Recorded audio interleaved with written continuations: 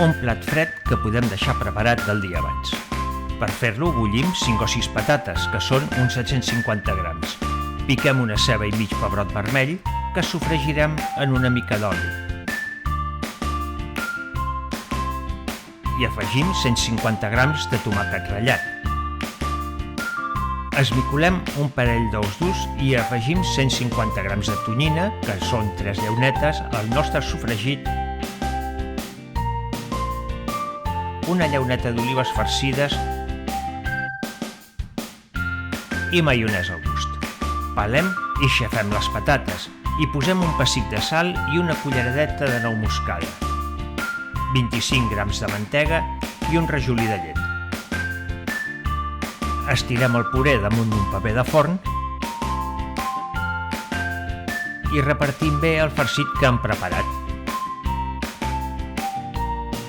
L'enrotllem amb l'ajuda del paper i el reservem a la nevera mínim una hora perquè agafi consistència.